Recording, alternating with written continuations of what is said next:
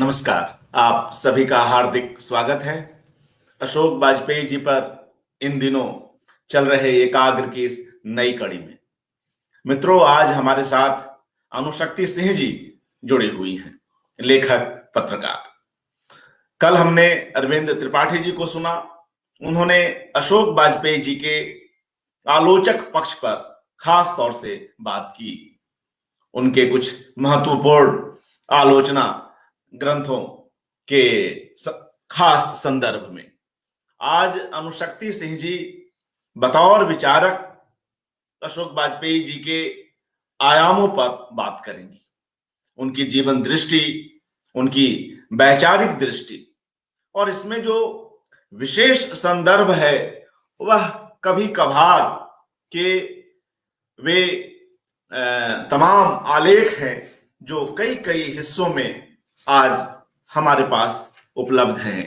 अगर हम उनकी नवीनतम पुस्तक की बात करें, अशोक वाजपेयी रचनावली की, तो इसके 7, 8, 9 और 10 कुल 4 खंडों में कभी कभार के वे आलेख संकलित हैं। तो एक बड़ा काम इन 25 वर्षों में इस आलेख के माध्यम से अशोक वाजपेयी जी करते हैं। उन सब पर और उन सब के माध्यम से अनुशक्ति सिंह जी अपनी बात रखेंगी। और जाहिर है कि इसमें अशोक जी का जो कवि पक्ष है, जो उनके गद्यकार के साथ कहीं ना कहीं एक अभेद के रूप में है, उसकी भी चर्चा होगी।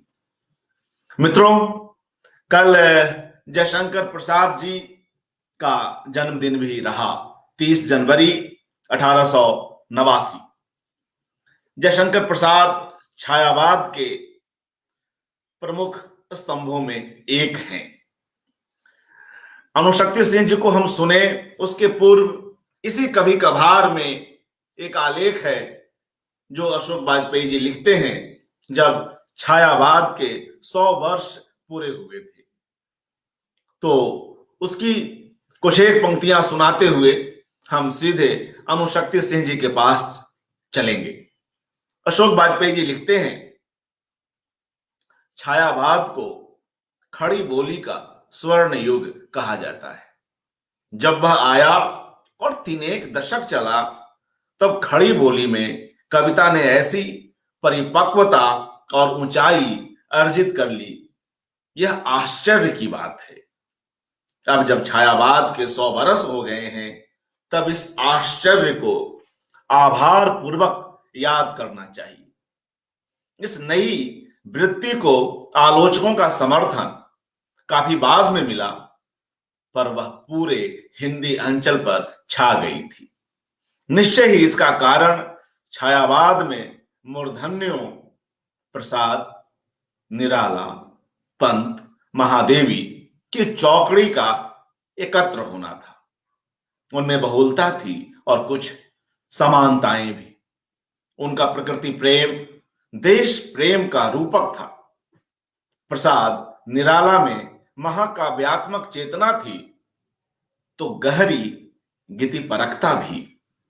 हिंदी के इतिहास में पहली बार प्रसाद, निराला और पंत जैसे कवियों ने अपनी कविता के शास्त्र को समझने समझाने का यत्न किया, अपने नवाचार का बचाव किया।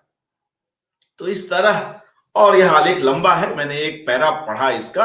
इस तरह से वे छायावाद के 100 वर्ष पूरे होने पर इसे लिखते हैं, और कई कई अन्य जगहों पर भी वे महादेवी की, प्रसाद की, पंत की, निराला की बातें करते हैं। और बाद में तो तमाम कविगण, लेखकगण, कलाकारगण आते ही रहते हैं, और कभी कभार का एक इतना बड़ा वितान है, उसकी व्याप्ति ऐसी है कि उसमें अशोक वाजपेयी जी की जीवन शैली और वैचारिक शैली दोनों ही कहीं ना कहीं एकमेव हो जाती है। इन सब पर आज हम अनुशक्ति सिंह जी को सुनेंगे विस्तार पूर्वक। मित्रों, हम लोग अनुशक्ति सिंह जी को स्क्रीन पर लाते हैं, उनका स्वागत करते हैं। जी नमस्कार अनुशक्ति सिंह जी, हार्दिक स्वागत। नमस्कार। नमस्कार अर्पण जी, और बहुत बहुत आभार आपका कि आपने मुझे आज 82 साल के उस चिर युवा पर, मैं अशोक जी को बुजुर्ग नहीं कहना चाहती हूँ, क्योंकि वो मुझे युवाओं से भी अधिक युवतर नजर आते हैं। कई बार उनका जो उत्साह है, उनका जो जोश है, युवाओं को कई बार नए चैलेंजेस देता है, चुनौतियां देता है कि वे उस जोश और खरोश से काम करें। तो 82 साल के इस चिर युवा पर आपने मुझे बोलने का आमंत्रण दिया और आपने कहा अनुशक्ति सिंह अशोक जी, मुझे बस जी। अ, एक आधा मिनट का समय दें। मित्रों, बिल्कुल कल ही, बिल्कुल बिल्कुल। हाँ मित्रों, कल ही अनुशक्ति सिंह जी ने वह एक बेहद खास सम्मान हासिल किया है। आप सभी मित्रों की ओर से अमर उजाला शब्द सम्मान जो अनुशक्ति सिंह जी को कल प्राप्त हुआ, उसके लिए हार्दिक बधाई, शुभकामनाएं। उसका हम सभी शुक्रिया इस शुक्रिया अवसर पर शुक्रिया जी शुक्रिया। प्रसन्न है, और अनुशक्ति सिंह जी की रचना धर्मिता यूं ही आगे बढ़ती रहे, यह शुभकामना है। शुक्रिया शुक्रिया। जी, और आपसे अनुरोध की इस विषय पर अपना वक्तव्य आरंभ करें। जी जरूर। अनुशक्ति अभी मैं आपसे एक चीज कहना चाहूंगी। आप अशोक जी पिछले कई सालों से, इनफैक्ट मैं कहूंगी कि अब दशकों से, 2.5 दशकों से कभी कभार लिखते आए। 2.5 दशकों का कभी कभार तो समा को तो कुछ मिनटों में, चूंकि 30 से 40 मिनट, 8:30 बज रहे हैं, 30 से 40, 8:40 हो रहे हैं, 40 मिनट मैक्सिमम बोलूंगी मैं, क्योंकि घर का कामकाज भी करना है, बच्चे को खाना भी खिलाना है। तो उसमें उसको उन 25 सालों को, उसकी उस दीर्घ काम को इतनी कम अवधि में समेटना बहुत मुश्किल है। तो मैंने क्या किया है, 2016 से 2023, लगभग 7 सालों का जो समय है, उसको लिया है अपने परिप्रेक्ष्य में और उस पर बोलने जा रही हूँ। सबसे पहले अशोक जी के बारे में मैंने आने के साथ ही कहा कि मैं 82 साल के चिर युवा के बारे में बात करने जा रही हूँ।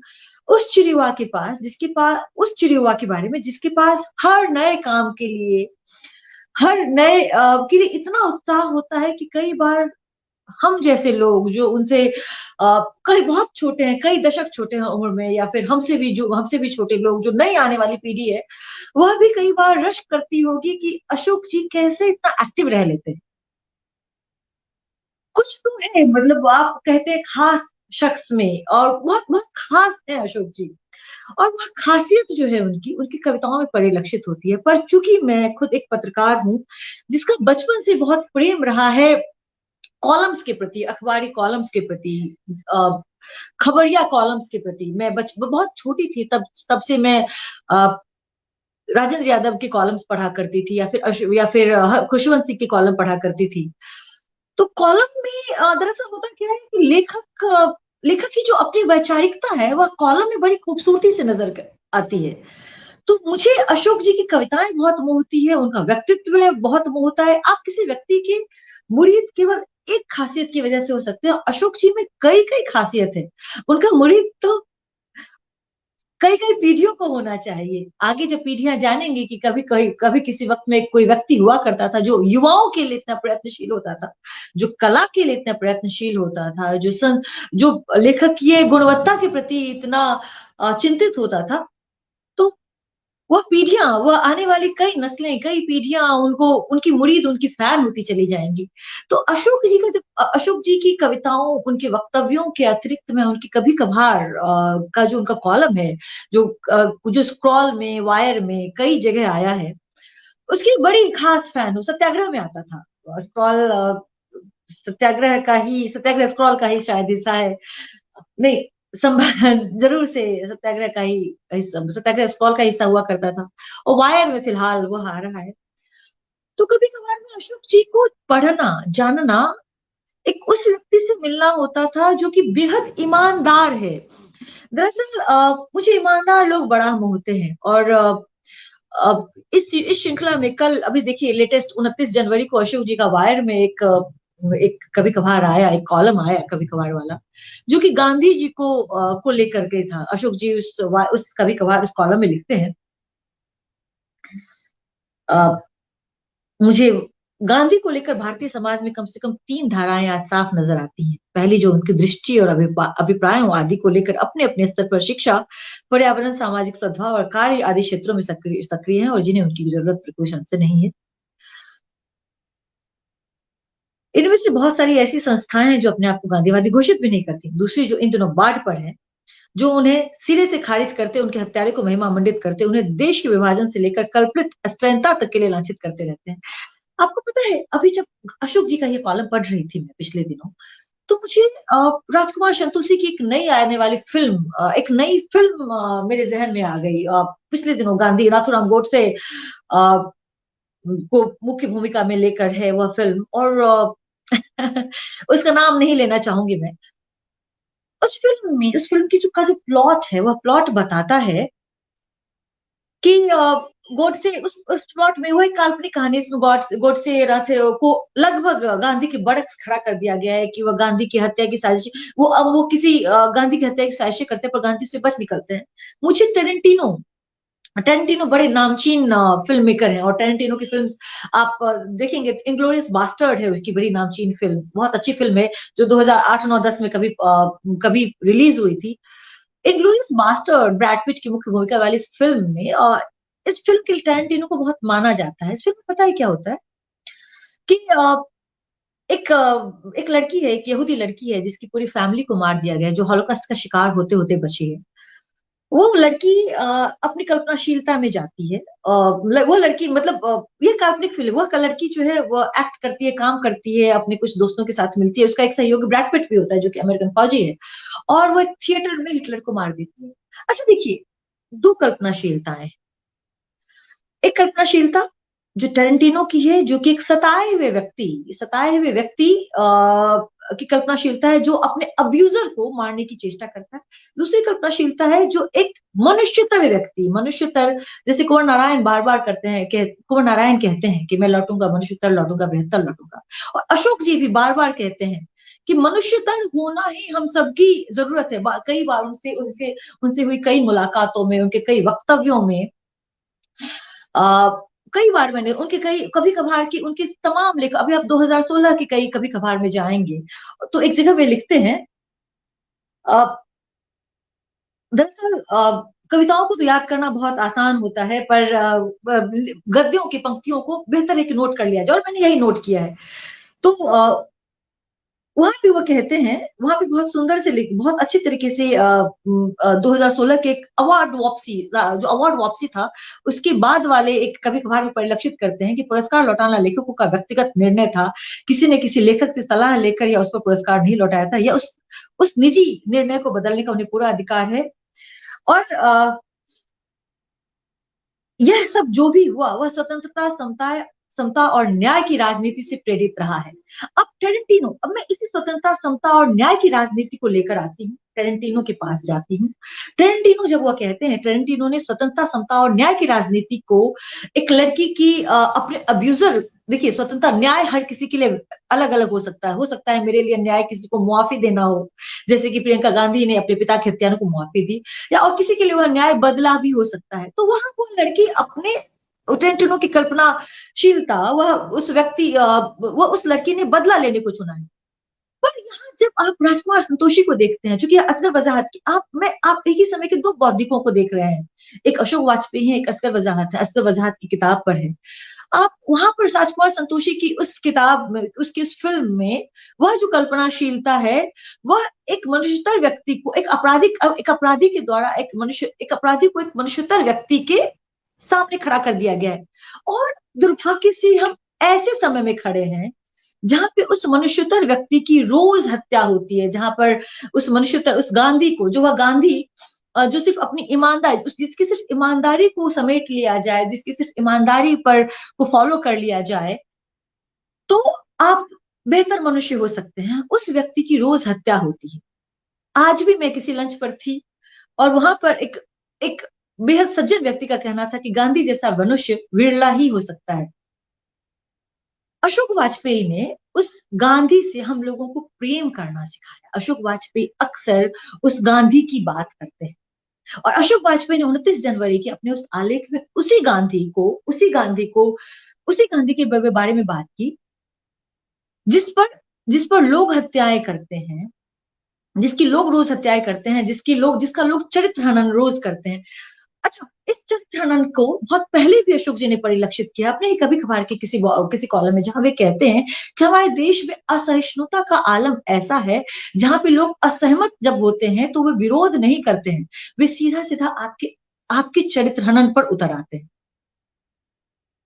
तो आप देख लीजिए, जब मनुष्यतर होने की मनुष्य हम उस समय में रह रहे हैं जब मनुष्यतर होने की, जब मनुष्य होने की कीमतें चुकानी पड़ रही हैं, जब आ, ऐसे जब ऐसे स्टेटमेंट्स दिए जा रहे हैं, जब जहां पे कश्मीर फाइल्स जैसी फिल्में लिखी के तैयार की जा रही हैं, जहां पे गोडसे जैसी फिल्में लिखी जा रही हैं, तैयार की जा रही हैं, जहां पे कश्मीर फाइल्स में एक सत्य को एक सच को बड़े भीषण, बड़े विभत्स तरीके से दिखाया जा रहा है, और उसमें सिर्फ एक पक्ष को अब्यूज करार दिया जा रहा है, वही और दूसरे साथ ही साथ गोडसे के जरिए गांधी के पूरे व्यक्तित्व को संकीर्ण किया जा रहा है। ऐसे समय में मुझे लगता है कि अशोक जी जैसे व्यक्तियों का होना किसी दिशा की ओर बार बार देखना है, दिशा निर्देशन की ओर देखना है।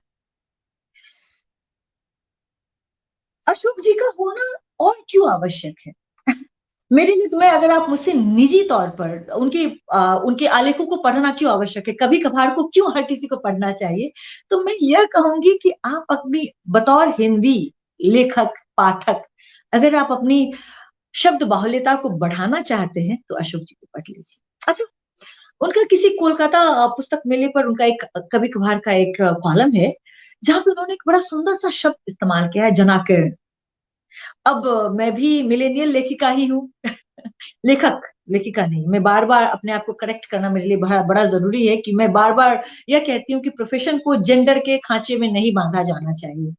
तो जनाकीर्ण एक जैसा शब्द आया, जनाकीर्ण शब्द था, मैं पढ़ रही थी, मैंने जनाकीर्ण क्या होता है, तो मैंने शब्दकोश पलटा, और जब मैं शब्दकोश को पलट रही थी तो मुझे पता चला जनाकीर्ण का अर्थ होता है अधिक आबादी वाला। तो अशोक जी को मुझे बहुत पहले, अशोक जी, जब मैंने पूर्वाग्रह शब्द का इस्तेमाल किया था तो अशोक जी ने मुझे करेक्ट किया था, मुझे कहा था पूर्वाग्रह। और कई अशोक जी को यह शब्द लोग मानते हैं कि उनका ही दिया गया है। तो जब अशोक जी को पढ़ना, हिंदी को बेहतर तरीके से जानना भी, अब जब इतनी सारी चीजें बीतती हैं, इतनी सारी चीजें होती हैं, इन सब के दरमियान यह जानना भी जरूरी है कि अशोक जी हिंदी को लेकर क्या सोचते हैं। इस पर अशोक जी ने कृष्णा सोपती को बहुत अच्छे से कोट किया था। अशोक जी एक बार कहीं लिखते हैं कि कृष्णा जी कहती है, हिंदी महाकाव्यात्मक भाषा है। आप अशोक जी का लेटेस्ट आप उनके जो अपने सबसे नए कव्य कॉलम भी पढ़ेंगे तो वहां भी बार बार कहते हैं कि हिंदी हिंदी की विशेषताओं को बार बार उल्लेखित करते हैं। वे बार बार कहते हैं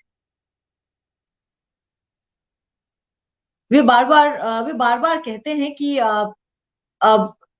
वो मतलब वो हिंदी को संकीर्ण नजरिए से नहीं देखते। वे हिंदी में जो नया लिखा जा रहा है उसको वो बहुत अलग तरीके से इंगित करते हैं। साथ ही साथ वे जो हिंदी में क्लीशे बन गया है, जैसे कि आ, नएपन की परिभाषा, नएपन की वो वो नई कहानी, नई अवधारणा, नई बातें, उस पर क्वेश्चन मार्क लगाते हैं। साथ ही साथ वे उत्तर आधुनिकता पर भी सवाल करते हैं। वे हमेशा, अशोक जी ने क्रिएटिविटी, अब चाहे उनका कॉलम हो या उनका वक्तव्य, वे क्रिएटिविटी पर बहुत ज्यादा जोर डालते हैं, वो भाषा के नए इस्तेमाल पर। मैं पिछले दिनों युवा मंडला में जो युवा हुआ था 2022 के नवंबर में जो युवा हुआ था, वहां अशोक जी ने कुछ ये बहुत हैरत करने वाली, हैरान होने वाली बात है कि उम्र के इस पड़ाव में भी, और वे बार बार कहते हैं कि मैं कई बार उनसे खफा हूं, हम जैसे बहुत सारे लोग उनसे खफा होना चाहते हैं कि मैं बेशर्मी से जिए जा रहा हूं। मुझे लगता है कि उन जैसे अशोक जी जैसे व्यक्तियों को बहुत फख्र से जीना चाहिए, क्योंकि वे हमें किस तरह से पढ़ना है, किस तरह से आगे लिखना है, उसके बहुत सारे हुनर देते हैं। तो मंडला में करीब तकरीबन 30-40, 2-3 दर्जन युवा वहां इकट्ठा थे, और उन्होंने हर युवा के द्वारा तैयार किया हुआ आलेख पढ़ा।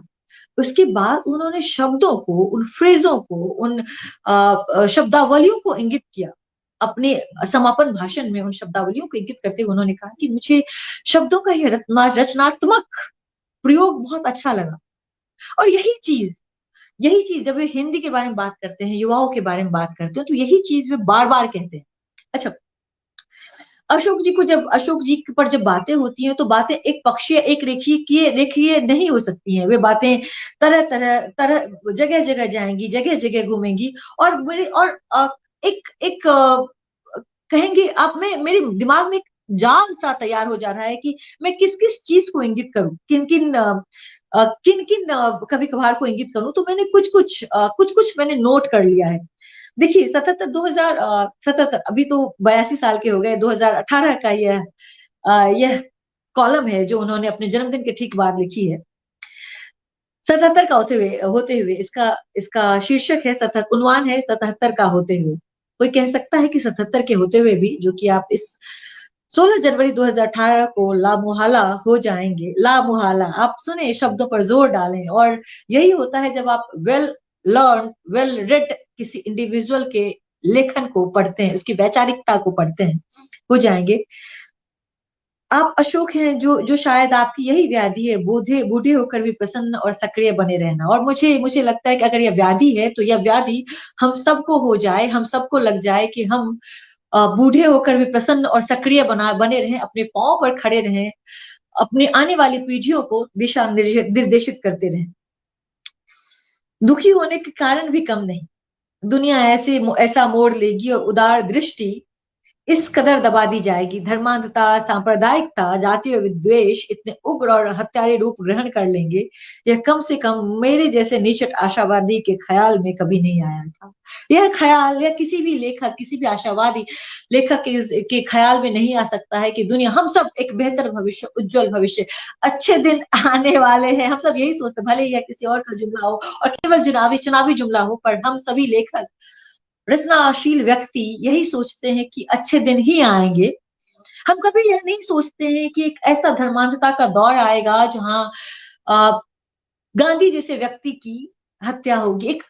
एक व्यक्ति जिस पर हमें गर्व होना चाहिए, जिस पर मार्टिन लूथर किंग से लेकर डेसमंड टूटू और तमाम दुनिया गर्व करती है, जिसे जीवित अजूबा करार दिया जा सकता है, उस व्यक्ति की रोज हत्या, उसकी अपने ही गृह देश में रोज हत्या हो, हम सब ने कभी नहीं सोचा था। अच्छा, गांधी से मेरे इस प्रेम की वजह, इसका श्रेय भी मैं अशोक जी को देना चाहूंगी। मैं अशोक जी को इसलिए भी अशोक जी की मुरीद हूँ कि हम युवाओं, हम जो निठल्ले हम जो निठल्ले युवा हैं, जो निखट्टू युवा हैं, जो अक्सर भागते रहते हैं पढ़ने से, लिखने से, रचना कर्म से, हम सबको अशोक जी कान पकड़ कर लाते हैं। एक युवा युवा का एक रजा महोत्सव, युवा का एक बड़ा बैनर होता है, हम सबके कान पकड़ते हैं, मरोड़ते हैं हमारे कान, हमारे सामने एक चुनौती देते हैं किताब पढ़ने की, और हमसे कहते हैं कि इस किताब को पढ़ो, इसके बारे में कुछ नए तरीके से सोचो। तो 2019 का जो युवा था वह गांधी जी पर केंद्रित था। उस अ, उस युवा कार्यक्रम के दौरान मुझे गांधी जी को, अब अब गांधी जी के बारे में तमाम चीजें रख सकते, जैसे अशोक जी के बारे में कई भ्रांतियां हैं, पर अशोक जी का भी अपने, सबसे सुंदर बात पता है क्या, अशोक जी अपनी भ्रांतियों का कई जवाब, गांधी जी तो अपनी भ्रांतियों का जवाब नहीं ही देंगे, पर अशोक जी भी अपनी भ्रांतियों के पीछे का कोई जवाब नहीं देना चाहते हैं। अपनी कभी एक निजी वक्तव्य में उन्होंने मुझसे कहा था कि मुझे ये जो सामाजिक नैतिकता है उसका कोई बोझ नहीं लेता हूं मैं, उसका कोई दबाव नहीं लेता हूं मैं बस मनुष्यतर बने रहना चाहता हूं, मैं बस वह करते रहना चाहता हूं जिससे लोगों को सहूलत हो, आगे आने वाली पीढ़ियां और अधिक रचनाशील हो सके। वे हिंदी के प्रति उनकी हिंदी के प्रति सहृदयता दिखती है हमेशा। तो मैं वही जो गांधी के प्रति भ्रांतियां हैं मेरे मन में भी थी। तब मैंने उनका, उस वक्त अशोक जी ने मुझे जो चुनौती दी थी वह थी प्रार्थना प्रवचन पढ़ने की। 2 वॉल्यूम में यह किताब है। जब मैं प्रार्थना प्रवचन पढ़ रही थी तो प्रार्थना प्रवचन, इसके लिए मैंने अशोक जी को मैं बार बार धन्यवाद अदा करती हूँ कि उन्होंने मुझे नए गांधी से मिलवाया, उन्होंने मुझे मनुष्यतर होने के लिए प्रेरित किया कि जब आप प्रार्थना प्रवचन पढ़ते हैं तो आप गांधी जी की डायरी पढ़ते हैं। आप गांधी जी का कोई स्टेटमेंट, पॉलिटिकल या पर्सनल स्टेटमेंट नहीं पढ़ रहे हैं, आप उनकी डायरी पढ़ रहे होते हैं, आप उनका मन पढ़ रहे होते हैं। उस मन में वे अपनी रोजमर्रा को लिखते हैं, रोजमर्रा के जीवन को लिखते हैं, और वे लिखते हैं, वे जो घटनाएं जैसी हैं जस की तस दर्ज कर देती हैं। उदाहरण स्वरूप एक जगह गांधी जी लिखते हैं कि आज प्रार्थना सभा में एक युवा उठा और मुझसे बड़ी खराब तरीके से बातचीत करने लग गया। मुझे बहुत गुस्सा हुआ, मैंने प्रार्थना सभा वहीं बंद कर दी। ये गांधी जी ने वहां उस युवा का भी गुस्सा दर्ज किया है, अपना भी गुस्सा दर्ज किया है, अपनी भावनाएं भी उस युवा के प्रति दर्ज की हैं। दूसरे दिन वो लिखते हैं कि जब मैंने पलट कर सोचा तो मुझे लगा कि वह युवा कहीं ना कहीं सही था। तो वह जो ईमानदारी है, अपने प्रति ईमानदारी है गांधी जी की, वो बहुत वो बेसिक ईमानदारी, वो न्यूनतम ईमानदारी भी अगर हम सीख लेते हैं तो हम मनुष्य होने के प्रति एक कदम आगे बढ़ जाते हैं। और वही ईमानदारी सब वक्त शायद गांधी, शायद मतलब मैं बिल्कुल भी गांधी के बड़ा बड़क्स नहीं रख रही हूँ अशोक जी को। गांधी जी थे, और अशोक जी हैं जिन्हें शायद, जो शायद मुझे वो आने वाली पीढ़ियां तय करेंगी कि अशोक जी क्या होते हैं। मेरे लिए अशोक जी मेरे दिशा निर्देशक हैं, चुनौती है, जो मुझे बेहतर जो मुझे बेहतर करने के लिए प्रेरित करते हैं मेरे। और एक ऐसे व्यक्ति हैं जो मुझे यह भी प्रेरित करते हैं कि अपना काम किए जाओ, बाकी वो क्या होंगे वह भविष्य के गर्भ में है। इतिहास के बारे में और इतिहास पर वे खुद ही नजर नहीं डालने को कहते हैं। क्योंकि देखिए इतिहास के बारे में, अब इतिहास की बात आई है तो इतिहास के बारे में अशोक जी क्या कहते हैं, बड़ा अच्छा मुझे ढूंढना पड़ रहा है बार बार इतिहास को लेकर। एक मिनट रुक जाइए, मुझे कहाँ गया भाई इतिहास वाला, शायद उसका स्क्रीनशॉट लेना रह गया।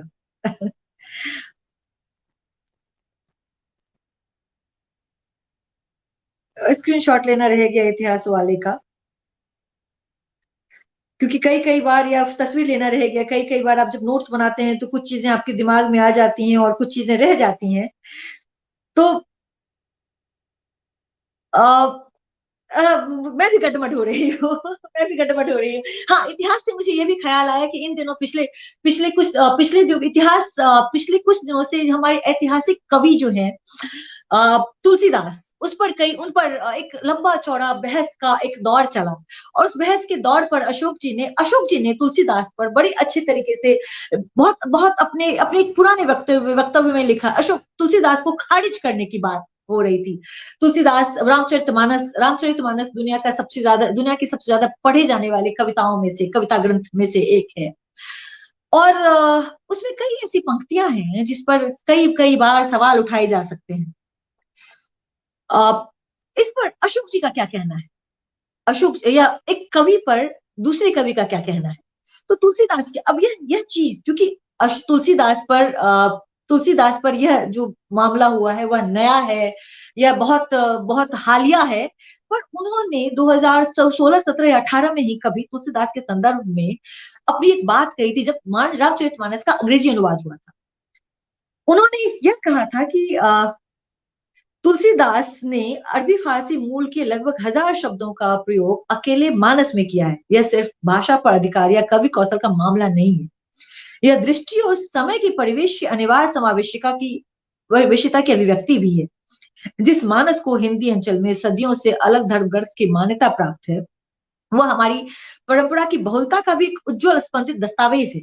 नोट किया जाए, वे इंगित करते हैं, रेखांकित करते हैं रामचरितमानस को, जिस मानस को हिंदी अंचल में सदियों से अलग धर्म ग्रंथ की मान्यता प्राप्त है, वह हमारी परंपरा की बहुलता का भी एक उज्जवल स्पंदित दस्तावेज है।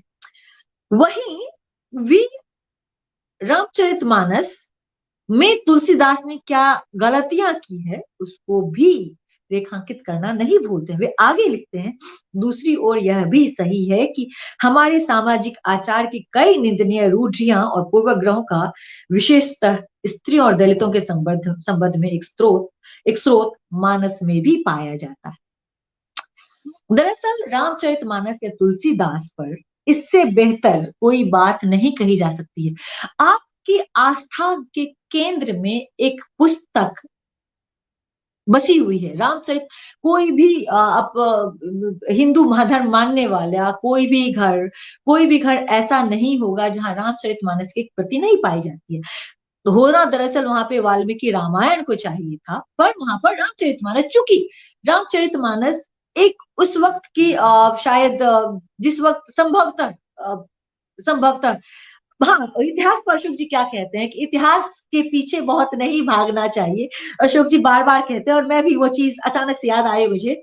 तो संभवतः, चूंकि मैं इतिहास के पीछे बहुत नहीं भागना चाहती हूँ, इतिहास केवल एक दस्तावेज है जिसका हमें जिससे हम केवल एक ऑब्जर्वेशन लेकर अपने भविष्य की ओर देख सकते हैं, अपने वर्तमान को बेहतर बना सकते हैं, उससे सीख ले सकते हैं, और अशोक जी भी यही कहते हैं। तो आप जब तुलसीदास ने उस वक्त रामचरितमानस लिखी थी 15वीं शताब्दी में, जब संभवतः हिंदू धर्म पर कुछ एक खतरे के निशान थे, और देखिए धर्म की लड़ाइयां कब कैसे क्या हुई उसके पीछे भागने से बेहतर है कि वर्तमान में क्या है। वर्तमान में रामचरितमानस लगभग हर घर का, हिंदू घर का मैं कहूंगी, एक का एक जरूरी हिस्सा, मतलब जरूरी ना कहे, एक मतलब अनिवार्य कहना भी अनुचित होगा, एक ऐसा हिस्सा है जो लगभग जो वहां पे है, जिसे आप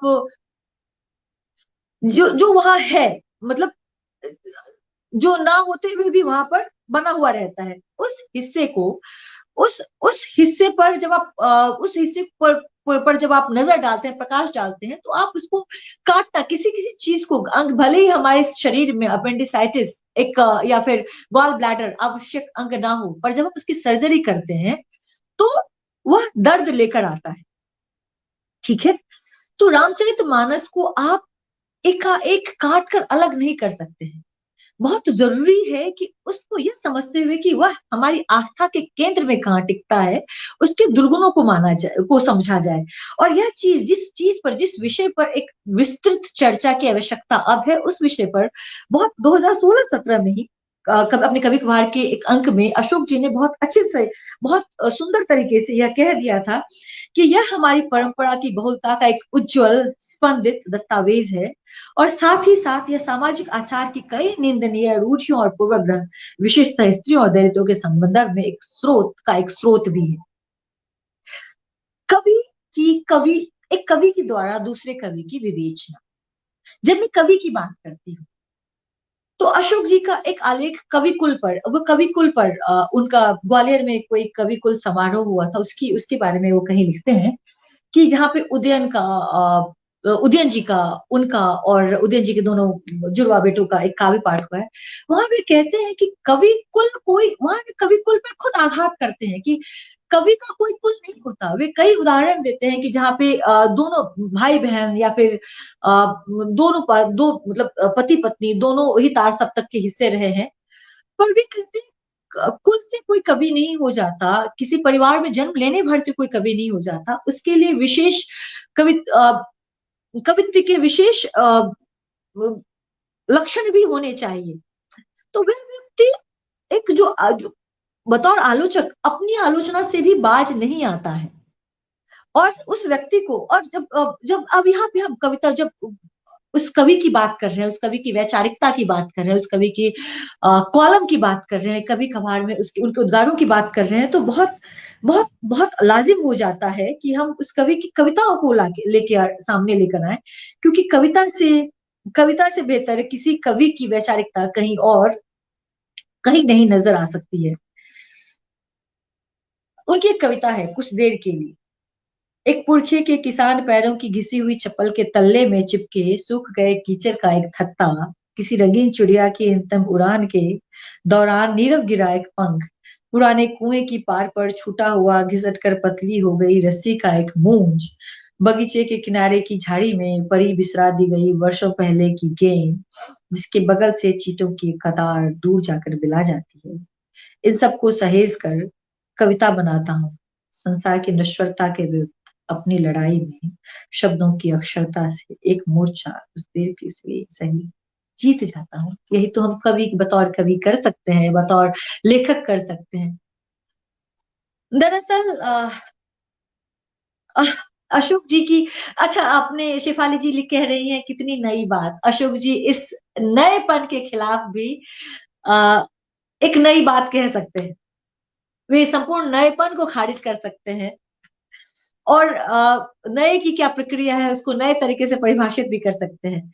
वे विडंबनाओं को विडंबनाओं के स्वर में ही परिभाषित कर सकते हैं, और यही यही अशोक जी का वैचारिक पक्ष भी है। तो जब अशोक जी यहाँ कहते हैं कि एक मोर्चा कुछ देर के लिए सही जीत जाता हूँ, वे यह एक उम्मीदवादी कवि की, एक आशावादी कवि का वक्तव्य है। वह आशावादी कवि जो 2016 में कहीं लिखता है पुरस्कार पुरस्कार वापसी के बाद, अवार्ड वापसी के बाद, वह कहता है कि यह कहता है कि यह सब नरेंद्र मोदी और उनकी सरकार के विरुद्ध अभियान नहीं है, यह उनकी नीतियों और चुप्पी तथा निष्क्रियता के विरुद्ध क्षोभ से जरूर उपजा है। वो यहाँ यह भी कहते हैं कि मैं अब तक यह किसी दलीय राजनीति यह किसी दलीय राजनीति के प्रति नहीं है। मैं राहुल गांधी से नहीं मिला हूं और निकट भविष्य में मिलना भी नहीं, इसकी कोई उम्मीद भी नहीं। हालांकि वे अपनी कई बातों को, अपनी इस बात को शायद खारिज करना चाहें। हालिया में वे हाल में राहुल गांधी के साथ नजर आए थे और उस पर भी जो उनका कभी कभार है, वह एक बेहद संतुलित पक्ष है लेखक का। वह पक्ष एक लेखक की एक राजनीति, मैं ये कह सकती हूँ कि वर्तमान में जब हम धर्मांधता से प्रेरित राजनीति के लगभग शिकार हो चुके हैं, और जब हम mob lynching is no more a news to us. आप याद कीजिए 2015-16 का वह दौर जब अखलाक की पहली बार हत्या हुई थी, और अब जब when mob lynching is no more a news, when there is a case of religious tormentation every other day, जब हम उस पर ध्यान नहीं डाल रहे हैं, जब वो हमारे लिए रोजमर्रा, मतलब लगभग बहुत रेगुलर हो चुका है, उस वक्त जब राहुल गांधी की जो यह यात्रा है एक नई उम्मीद लेकर आ रही है और अशोक जी उस यात्रा के एक सहभागी बन रहे हैं, तो उस पर भी वहां भी राहुल गांधी के मुरीद के तौर पर नहीं नजर आते हैं। वे शब्दशः एक लेखक के तौर पर, एक रचनाशील, एक सजग नागरिक के तौर पर नजर आते हैं, जहां वे राहुल गांधी से लगातार बार बार प्रश्न कर रहे हैं। वे राहुल गांधी की भद्रता की जरूर तारीफ करते हैं, जहां पे राहुल गांधी ने अपने से उम्र में बड़े व्यक्ति का हाथ थामे रखा, उनकी सुरक्षा की चिंता की। पर वे बार बार उन सवालों की ओर लौटते हैं जो उन्होंने राहुल गांधी से किए, जो उन्होंने धर्मनिरपेक्षता को लेकर राहुल गांधी से किए, हिंदुत्व को लेकर राहुल गांधी के। आप लोगों ने अगर पढ़ा नहीं है उनका वह कभी कभार, तो आपको फौरन से पेशतर वह पढ़ लेना चाहिए, फौरन से पेशतर। निर्मल वर्मा बहुत अधिक इस लफ्ज का, इस जुमले का इस्तेमाल किया करते थे, और निर्मल वर्मा पर भी उनका कभी कभार है अंतिमरण है, जहां पे भी निर्मल वर्मा के लेखन पक्ष को इस तरह से इंगित करते हैं कि अंतिम अरण्य में उनकी शब्द बाहुल्यता बहुत अधिक नहीं है, और वहां वो जीवन के दर्शन को किस तरह से निर्मल वर्मा ने अंतिम अरण्य में जिया है, अशोक जी बड़े सुंदर शब्दों में अशोक जी ने उसको परिलक्षित किया। देखिए, कभी कभार एक दस्तावेज है जो उस व्यक्ति के अनुभवों का दस्तावेज है, अनुभवों का मर्म है, जो 60 साल से हिंदी पट्टी में, अशोक जी बार बार यह बात, जब आप उनसे मिलेंगे, जब उनसे आप बात करेंगे, तो यह बात आप बार बार सुनेंगे कि पिछले 6 दशकों से, लगभग 6 दशकों से वे हिंदी पट्टी में सक्रिय हैं। स्टीफेंस के अपने जीवन काल से लेकर अब तक, जब स्टीफेंस से कई नई पीढ़ियां मतलब बाहर निकल कर आ रही हैं, और उनके पोते, मतलब पोती की उम्र के बच्चे स्टीफेंस से पढ़ रहे हैं, तो वो 6 दशकों से आगे से लेकर आजकल के नए आ रहे, अभी उन्होंने 2 दिन पहले, आप यह किसी लेखक की युवता की इससे अधिक परिलक्षित क्या हो जाएगी कि वो सबसे अधिक युवा कवि को वो अपनी कॉलम में दर्ज कर रहे हैं। पिछले 2 दिनों पहले अंबर पांडे, जो बेहद नई उम्र के कवि हैं, उनको उन्होंने अपनी कविता में, अपनी कॉलम में एक जगह दी है। तो वह व्यक्ति जो निरंतर रचनाशील है, जो निरंतर प्रयत्नशील है युवता के प्रति, नवाचार के प्रति, वे नवाचार की बात करते हैं, और इस नवाचार पर उनकी आलोचनाएं भी होती हैं कि अशोक जी नवाचार की बात करते हैं, पर नवाचार है कहाँ। तो दरअसल नवाचार में अभी मेरे एक अनन्य मित्र भी अशोक जी के नवाचार के कट्टर विरोधी हैं कि अशोक जी नवाचार की क्या बातें करते हैं। तो मुझे लगता है अशोक जी का नवाचार वही है, अशोक जी का नवाचार है कि निरंतरता को प्रश्रय देना, नई चीजों को, जो नया पढ़ा जा रहा है, जो नया लिखा जा रहा है, उसको रेखांकित करना, प्रतिरोध कर नए स्वरों को बल देना। मैं यहाँ पे अशोक जी को परफेक्ट प्रतिमूर्ति के तौर पर स्थापित नहीं करना चाह रही हूँ। हर व्यक्ति मनुष्य होना है, इम्परफेक्शन की प्रतिमूर्ति होना है। अशोक जी से बहुत सारी चीजें छूट जाती होंगी, मैं मानती हूँ कि कई बार वे मतलब बतौर साहित्य में हिंदी साहित्य के प्रतिनिधि व्यक्ति हैं अशोक जी, और कई बार वे संभवतः दलित प्रतिनिधित्व उनसे छूट जाता है, संभवतः कई बार अल्पसंख्यक प्रतिनिधित्व भी उनसे छूट जाता है। और जितना मैं उन्हें जानती हूँ, मैं यह भी जानती हूँ कि वे इन सारे प्रतिनिधित्व को बार बार इन सारी चीजों को वे अपनी गलतियों के प्रति बड़े सजग हैं। वे अगर ये हमसे छूट रहा है तो भविष्य में उन सारी चीजों को वो सामने भी लेकर आ जाएंगे। पर अगर आप उनके उनके कॉलम को पढ़ें तो बार बार आप, जब आप तुलसीदास के बारे में भी उनके कॉलम को पढ़ रहे हैं तो उन्होंने बहुत अच्छे तरीके से उन्होंने ये इंगित किया है कि दलित और स्त्री द्वेषों का जो स्रोत है वह मानस में है। हम कई बार बैलेंस बनाने की कोशिश करते हैं, हम कई बार आगे बढ़ते हुए कई बार बहुत सारी चीजें हमसे छूट जाती हैं। उनके लिए जो उनकी आलोचना है उसके प्रति भी वो शायद वो भी संभवतः लाजिम है, और उनके लिए उनका प्रयत्न भी लाजिम है। हमेशा दोनों पक्षों को, उभय पक्षों को देखना जरूरी होता है। ऐसा वे स्वयं भी करते हैं और ऐसा संभवतः उनसे बतौर सीखते, उनको दिशा निर्देशक मानते हुए मैं भी सोचती हूँ। अच्छा, अशोक जी का एक पक्ष और मैं सामने लेकर आऊंगी। वे अध्यात्म के बारे में बात करते हैं। अच्छा, उन्होंने 2000 कहीं शायद भुवनेश्वर में सदगुरु को सुना है 2018 में, और सदगुरु के बारे में उन्होंने बड़े अच्छे शब्द लिखे हैं। बहुत अच्छा सा उन्होंने सदगुरु के बारे में लिखा है।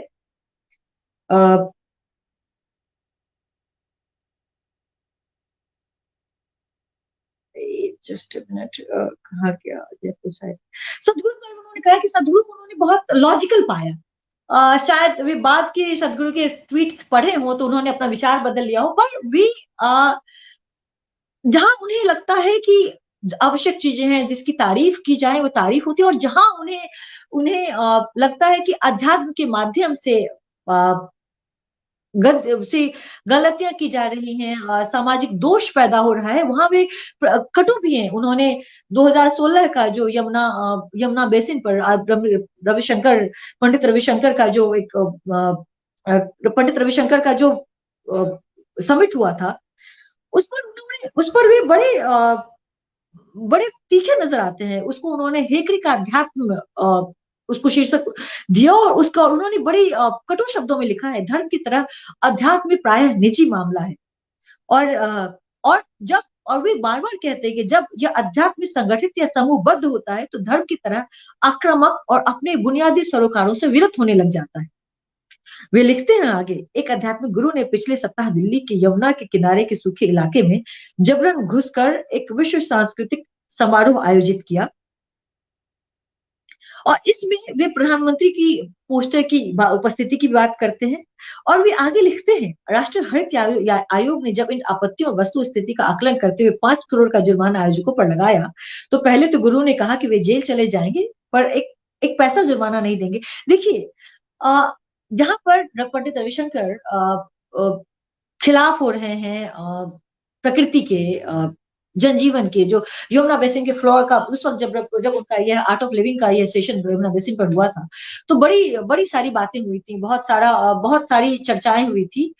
और यमुना बेसिन का जो फ्लोरा और फौना कैसे इससे प्रभावित होगा उस पर बहुत ज्यादा कंसर्न्स उठे थे। इस कंसर्न को उन्होंने बहुत अच्छे तरीके से इंगित किया है। और आप जो उनका व्यंग्य अशोक जी के, अच्छा, अशोक जी को सुनने का, अशोक जी को जानने का एक सुंदर पक्ष यह है कि उनके कथन में, उनके लेखन में व्यंग्य बहुत सुंदर तरीके से, बहुत अच्छे तरीके से नजर आता है। और वह व्यंग्य जो इतना तीखा और इतना इतना सटल होता है कि आप बस खुश हो जाएंगे उसे सुनते हुए। और आप मैं कल अब शब्द अमर उजाला के शब्द सम्मान में थी, और वहां अमजद अली खान ने एक उक्ति कही थी कि हमारे मोदी जी जो शायद संभवतः विश्व गुरु बन चुके हैं, बनना चाहते हैं या बन जाएंगे, उनसे एक अनुरोध है कि वो विश्व शांति ले आए और यूक्रेन और रूस के बीच जो युद्ध हो रहा है इसे समाप्त कर दे। मुझे नहीं पता अमजद अली खान साहब ने यह उक्ति व्यंग्य में कही अथवा वे सचमुच में इतने भोले हैं कि, खैर, अमजद अली खान साहब महान हैं और लेजेंड हैं।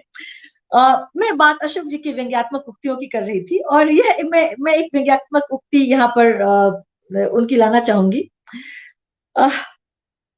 यह उन्होंने उन्होंने IIT के 2 गणितज्ञों के द्वारा एक का जो एक नया खोज था उस पर उसको उन्होंने रेखांकित करते हुए लिखा था। IIT के 2 गणितज्ञों ने यह पाया है काफी परिष्कृत विधि और यंत्र विद्या का उपयोग कर कि सिंधु घाटी सभ्यता की जो लिपि अब तक अबूझ बनी हुई है वह दाएं से बाएं की ओर लिखी जाती थी। अच्छा, अब सुनिए आगे।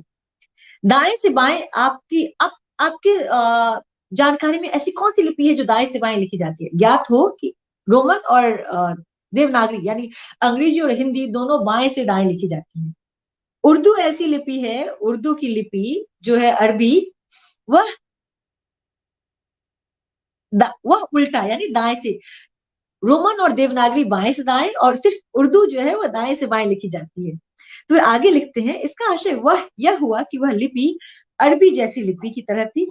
हमारी सभी भारतीय भाषाएं उर्दू को छोड़कर बाएं से दाएं और लिखी जाती जाने वाली लिपि में है।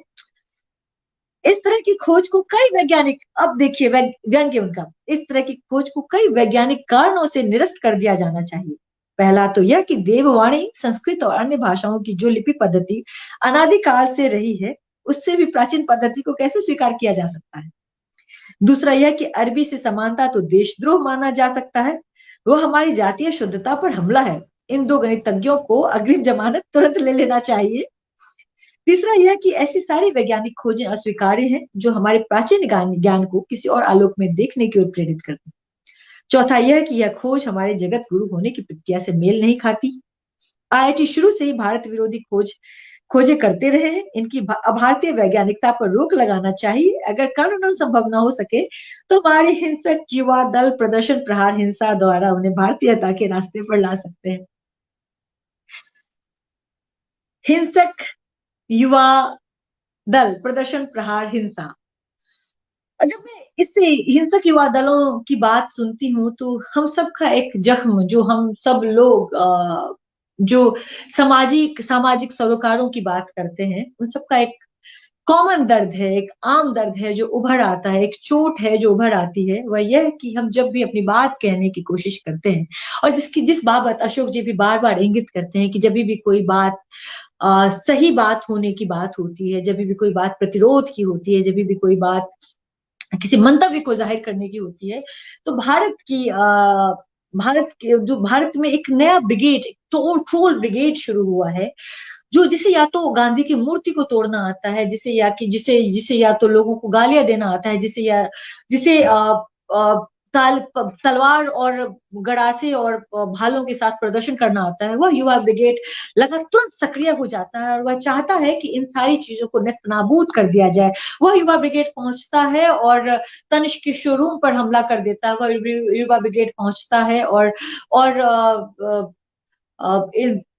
इंडियाज डॉटर, चूंकि बीबीसी की एक रिपोर्टर ने बीबीसी की रिपोर्टर इंडियाज डॉटर डॉक्यूमेंट्री बनाती है, तो बीबीसी पर की दफ्तरों पे हमला कर देता है। वो युवा ब्रिगेड जो चाहता है वह कर लेता है, और युवा ब्रिगेड इतना निरंकुश है कि उस पर ना तो कोई कार्यवाही होती है और ना ही कुछ और होता है। बस गिरफ्तारियां होती हैं तो उनकी जो सरकार के विरोध में कुछ बातें करते हैं, जो सरकार को काला बिल्ला दिखाते हैं। खैर, तो यह जो युवा दल है, जो डिजिटल हिंसा भी उतनी ही ज्यादा करता है, जो चरित्र हनन का एक्सपर्ट है, उस पर जिसकी मुखालफत करने की हिम्मत नहीं कर सकते हैं हम, क्योंकि हम वह करेंगे तो हमें संभवतः अपनी जिंदगी का भी खतरा उठाना पड़ सकता है। उस पर इतने सुंदर तरीके से, इतने बेहतर तरीके से और कोई व्यंग्य नहीं किया जा सकता था जो अशोक जी करते हैं। वैसे अशोक जी को सुनना अपने आप में भी व्यंग्यात्मक लहजे को अंगीकृत करना है। मतलब आप उनके सुंदर कटाक्ष, आप कटाक्ष का अर्थ, कटाक्ष नेगेटिव चीज नहीं होती, इसका वह कभी नकारात्मक नहीं होता। कटाक्ष दरअसल सकारात्मकता की अगली भूमिका है, जहां पर एक जहां पे हंसते मुस्कुराते हुए ऐसी बात कह दी जाती है जो चुभती तो है और साथ ही साथ बेहतर करने के लिए प्रेरित करती है। तो अशोक जी इस कला के भी माहिर हैं, और यह बात उनके वक्तव्य में, उनके लेखन में, उनके कॉलम में भी बार बार नजर आती है। 50 मिनट हो चुके हैं और मैं कवि की और मेरा बालक बार बार मुझे हाथ दिखा रहा है, अभी बाहर था, अभी तुरंत घर आया है और बार बार मुझे हाथ दिखा रहा है कि उसे मैं खाने के लिए दे दूं। तो अधिक समय आपका भी नहीं लूंगी, और अ, बालक को भी अधिक नहीं इंतजार करवाऊंगी। मैं अपना वक्तव्य खत्म करूं उससे पहले अशोक जी की एक कविता पढ़ना चाहती हूँ। हाँ, अशोक जी के बारे में एक चीज, अशोक जी अपने कॉलम में बार बार लिखते हैं वे टीवी नहीं देखते हैं, न्यूज चैनल्स नहीं सुनते हैं, वे हर सुबह 5 अखबार पढ़ते हैं। यह एक ऐसी चुनौती उनका, मतलब जब भी मैं उनकी इस बात को पढ़ती हूँ या कहीं से भी सुनती हूँ या उनके ही जरिए सुनती हूँ, तो मैं अपने आप को, मैं सोचती हूँ, मैं थोड़ा सा शर्म भी कर लेती हूँ कि मैंने 2 अंग्रेजी अखबारों को सब्सक्राइब कर रखा है, विदेशी अखबारों को सब्सक्राइब कर रखा है, एक अखबार मंगाती हूँ, 2-4 पत्रिकाएं मंगाती हूँ, और वो भी मैं पार्ट्स में पढ़ती हूँ, थोड़ा थोड़ा, मतलब किश्तों में पढ़ती हूँ। और वे हर सुबह समय से उठते हैं, 5 अखबारों को पढ़ते हैं, और हर चीज आप उनके अखबार, आप उनके कॉलम में पढ़ेंगे तो सब सामायिकता बहुत ज्यादा नजर आएगी। अशोक जी का अवागार, अशोक जी का का नया का नवाचार का, नए बने रहने का एक सूत्र यह भी है कि वे समसामयिकता के प्रति बेहद जागरूक हैं। दुनिया में क्या घट रहा है उसकी हर खबर उनको होती है, वे हर चीज से, हर पहलू से अवगत रहते हैं, और वह एक सीख है हमारी पीढ़ी के लिए, हमसे पहले वाली पीढ़ी के लिए, हमसे आने वाली पीढ़ी, हमारी बाद की पीढ़ी के लिए। उन सीखों को अंगीकृत करते हुए, कभी उनकी कॉलम को, उनकी कविताओं को बार बार पढ़ते हुए, उन्हें बेहद उनको उनको बार बार सुनते हुए, उनकी यह कविता आ, हमारी बनाई दुनिया, मैं पढ़कर अपना वक्तव्य खत्म करना चाहूंगी। हमारी बनाई दुनिया नष्ट नहीं होती हमारे बाद, वह नष्ट होती है हमारे ही सामने, धीरे धीरे, और कई बार ऐसे कि हम समझ नहीं पाते कि वह नष्ट हो रही है। खिड़की के पर्दे बदल जाते हैं, बैठक खाने में रखी चीजों का विन्यास उब कर हम कुछ और कर देते हैं, डाल आते हैं कुछ मूर्तियां या प्रतीक चिन्ह पिछवाड़े। आप लोग ध्यान दीजिएगा, हम लोग डाल आते हैं कुछ मूर्तियां या प्रतीक चिन्ह पिछवाड़े, अटाले में पुस्तकों की नई तरतीब में खोजे नहीं मिलती, कुछ पुरानी, कमजोर और पीले पड़ गए पन्नों वाली पुस्तकें हैं। ऐन वक्त पर याद नहीं आते अपने ही कविताओं के कई शब्द और रूपक, बिल्कुल नहीं याद आते। वैसे ही सुबह उठते हैं और कोहरे में घूमने जाते हैं गुलबंद लपेट कर, और वैसे ही गर्म हल्की चाय पीते हैं अखबारों का इंतजार करते हुए। फटी हुई कॉलर को रफू करवा लेते हैं, किसी की करुण गाथा सुनने का धीरज अपने आप कम होता जाता है। अपने बाबा का सफेद दाढ़ी से ढका चेहरा ठीक ठीक याद नहीं आता, और न ही वह रंग जो स्वीकार की शाम उस पर था। भूलने से शुरुआत होती है नष्ट होने की, याद करने और भूलने से ही बनती है हमारी अपनी दुनिया, और भूल याद कर ही हम उसे नष्ट करते हैं अपने ही सामने। यह स्मृति, यह कविता स्मृति और वर्तमान का बहुत सुंदर सुयोग है, और ठीक यही बात उन्होंने अपने 29 जनवरी के कवि कभार में अंबर पांडे की कविता दादाजी के देहांत पर जो उनकी कविता है उसको रेखांकित करते हुए कही। अशोक जी, मेरी अभी दुआ ईश्वर से यही कि अशोक जी शतायु हों, यूं ही इतने ही सक्रिय रहें, चिर युवा बने रहें, और हम युवाओं को नई चुनौतियां दें। नमस्कार, आभार। जी शुक्रिया अनुशक्ति जी, इस बेहद महत्वपूर्ण वक्तव्य के लिए। और मित्रों, इसमें तमाम प्रसंगों के बीच अनुशक्ति सिंह जी ने अशोक वाजपेयी जी की वैचारिकी को हमारे सामने लाने की कोशिश की, और कई ऐसे उदाहरण उन्होंने दिए जिनसे हम यह समझ सकते हैं कि एक सर्जक लगातार अपनी सक्रियता से पूरे जगत को, पूरे आसपास को, पूरे परिवेश को, पूरे युग को प्रभावित कर रहा है। और सिर्फ प्रभावित नहीं कर रहा है बल्कि कई पीढ़ियों को जोड़ रहा है, जिसमें युवा की चर्चा अनुशक्ति जी ने की, और तमाम ऐसे कई तरह के कार्यक्रम हो रहे हैं जो पहले भी होते रहे और आज भी अशोक जी की ओर से हो रहे हैं, जिसमें तमाम पीढ़ियां जुड़ी हुई हैं। कभी कभार की बात हुई तो एक बात अनुशक्ति सिंह जी, आप भी सहमत होंगी कि ऐसे छोटे बड़े ऐसे कई कार्यक्रम जो देश और विदेश के अलग अलग हिस्सों में होते हैं, उन्हें भी अशोक जी लगातार उद्धृत करते चलते हैं। बिल्कुल बिल्कुल, समसामयिकता वे, और अपने कोलकाता बुक फेयर में होने को, वे जयपुर लिट फेस्ट को, वे जयपुर उसके साथ साथ भुवनेश्वर में, मैंने कहा ना भुवनेश्वर में वो जब सदगुरु को संग करके आए, अशोक जी तमाम रचनाशील प्रक्रियाओं, रचनाशीलता की तमाम प्रक्रियाओं को बार बार उद्धृत करते रहे हैं। और यह उनकी खासियत है, वे किसी भी छोटे भी अवसर को जाने नहीं देते हैं, जो कि हिंदी की बेहतरी में सुयोगी साबित हो सके। जी, और साहित्यिक सांस्कृतिक रिपोर्टिंग का बिल्कुल जो एक अपना महत्व है, वह कभी जी कभार से कुछ और निखर कर आता है, इस जी अर्थ जी में जी भी कि वहां जो बिल्कुल छोटे छोटे शहर हैं और वहां रहने वाले लेखक भावक लोग हैं, उनकी बात जी भी वे करते हैं।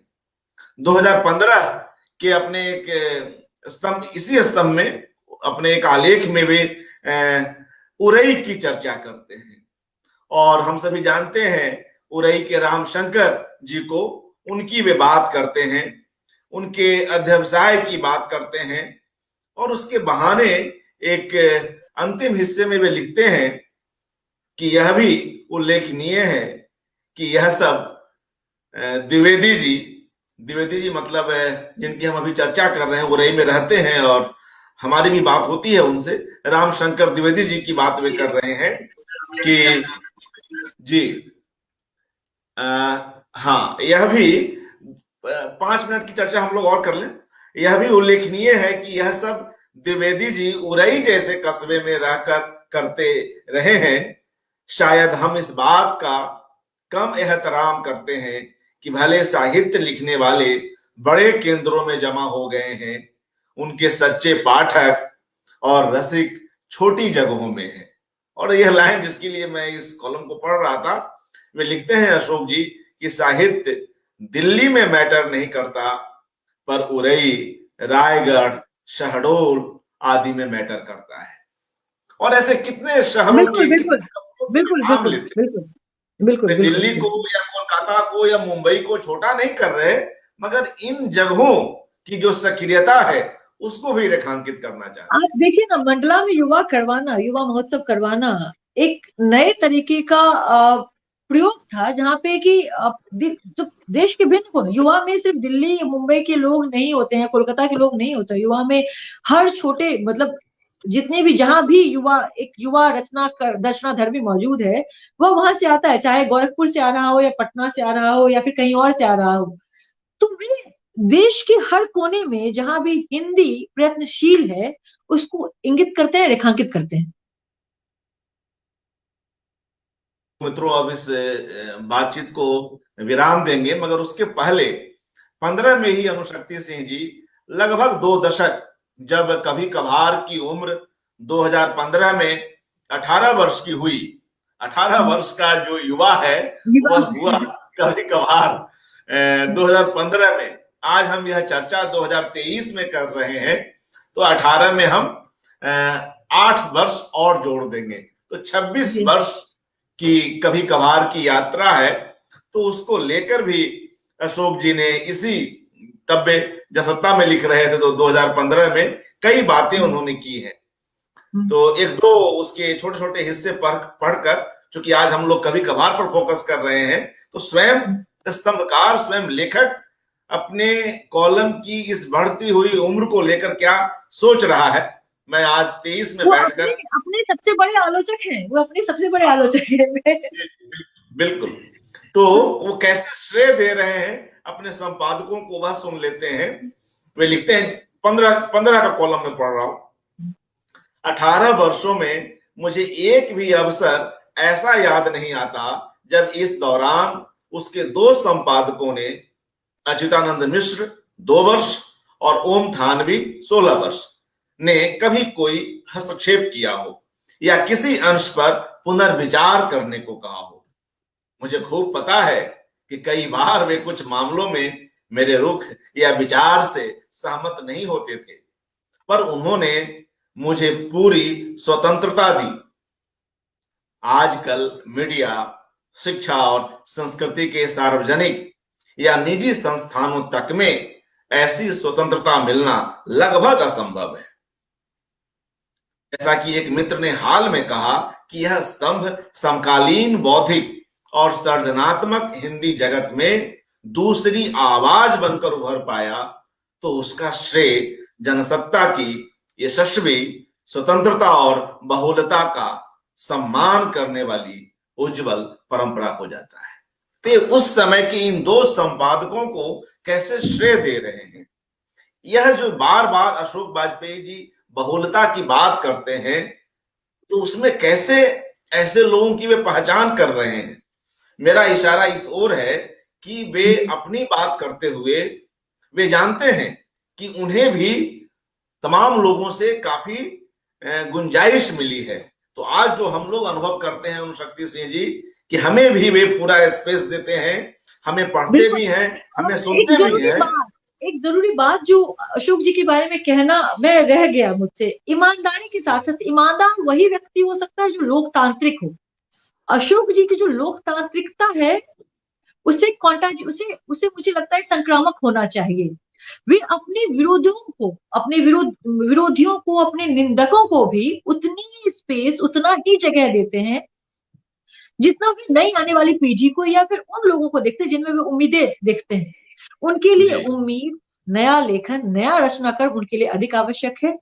और वे संभवतः प्रतिरोध का स्वर इसलिए भी है, प्रतिरोध के प्रतिनिधि इसलिए भी है क्योंकि वे गणतंत्र का जो मुख्य स्वर है कि निंदा की आवाज को प्रश्रय देना, वे खुद अपने जीवन में भी वे करते हैं।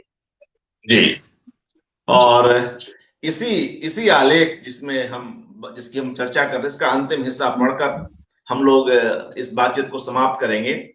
जब यह दूसरी आवाज की चर्चा वे कर रहे हैं, कभी कभार को लेकर उनके किसी मित्र ने उन्हें यह दिया विशेषण, तो वो आगे लिखते हैं कि यह दूसरी आवाज भरसक, आलोचनात्मक, लोकतांत्रिक और आत्मालोचक रहे, इसकी कोशिश की गई है। जो बात अभी अनुशक्ति सिंह कह रही थी कि कैसे उनके भीतर की जो आत्मालोचन है वह लगातार काम कर रहा होता है। आगे लिखते हैं अशोक जी कि हमारा समय इस समय दुर्भाग्य से ऐसा है कि उसमें असहमति, आलोचना और प्रश्नांकन की जगह और संभावना लगातार सिकुड़ रही है। सत्ता, बाजार आदि मिलकर ऐसा माहौल बना रहे हैं जहां इनकी और इसलिए लोकतांत्रिक मूल्यों की खास जगह न बचे। लेकिन इन सारे दबावों के बरक्स ऐसे लोग होंगे जो उस जगह, उस आवाज को बचाने उठाने की कठिन जिम्मेदारी में लगे रहेंगे। यह स्तंभ उन्हें अलक्षित न जाने दे, यही कोशिश जारी रहेगी। तो ऐसे तमाम लोगों को वे अलक्षित न रहने देंगे। मुझे लगता है कि इस आग्रह के साथ लगातार इस स्तंभ को जीवंत बनाए हुए हैं, प्रासंगिक बनाए हुए हैं। अनुशक्ति सिंह जी, आप इस कार्यक्रम में आई और कभी कभार के खास संदर्भ में और तमाम दूसरे प्रसंगों के बीच उनकी इस वैचारिकी पर चर्चा हो सकी। बहुत बहुत आभार, शुक्रिया। और तमाम मित्रों का जो इस कार्यक्रम में हमारे साथ जुड़े रहे, कई लोग हमारे साथ बने रहे। मैं कुछ एक के नाम ले लूं जिनकी प्रतिक्रियाएं हमें मिलती रही। 1 मिनट समय दीजिएगा। जी जी जी। हाँ, तो हम अपने उन मित्रों के, कुछ एक मित्रों के नाम ले लें जो हमारे साथ बने रहे। मैंने कहीं नोट किया था जी। बीना करमचंदानी जी, बाल कीर्ति जी, अंशुमती, अनुपम कुमार, शेफाली चौबे, ब्रजेश मणि, सत्येंद्र त्रिपाठी, प्रकाश चंद, रजा न्यास, विपिन शाह, मंजुला सक्सेना, रश्मि पाठक, महेश पासवान, बंकिम जी, स्मिता सिन्हा, आदित्य कुमार, मिथिलेश शरण चौबे, के कुमार प्रसन्न, नीलेश कुमार यादव जी, विष्णु मिश्र और तमाम दूसरे मित्रगण, पल्लवी त्रिवेदी और तमाम सभी लोग। मित्रों, आप सभी का शुक्रिया। और कई मित्रों के नाम छूट रहे होंगे, उन सबका आभार। अनुशक्ति सिंह जी, एक बार पुनः अभिनंदन यहाँ आने के लिए। और शुक्रिया। और मित्रों, अशोक वाजपेयी जी पर यह एकाग्र जारी है। कल एक नई कड़ी में फिर मिलते हैं। शुभ रात्रि, नमस्कार।